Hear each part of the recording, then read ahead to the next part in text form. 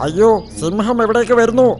എന്നാൽ പെട്ടെന്ന് എല്ലാവരും ഇത് എവിടേക്ക് പോയി? അപ്പൊ അതിന്റെ കണ്ണ് തറയിൽ നടക്കുന്ന മോട്ടുവിനടുത്ത് പോയി. അപ്പത് പറഞ്ഞു, മോട്ടു, വേഗം ഓടിപ്പോയി ഒളിച്ചിരിക്ക്, ഇല്ലെങ്കിൽ ഇവിടെ നിന്ന് ഓടിക്കോ. സിംഹം അതാ നിന്റെ അടുത്തേക്ക് തന്നെ വരുന്നു.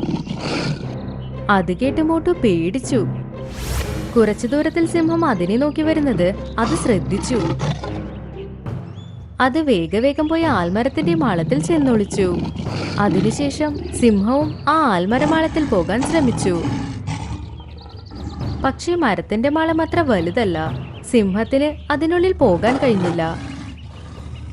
അതുകൊണ്ട് പുറത്തുനിന്ന് മോട്ടുവിന് വേണ്ടി കാത്തിരുന്നു. മോട്ടു സിംഹത്തിനെ കണ്ട് വല്ലാതെ പേടിച്ചു. ഒരുപാട് ഉറക്കി സഹായിക്കുമെന്ന് ബഹളം വെക്കാൻ തുടങ്ങി. അപ്പോ കുരങ്ങൻ കണ്ടു, മരത്തിന്റെ മാളത്തിൽ നിന്ന് മോട്ടുവിന്റെ ബഹളം കേട്ടു.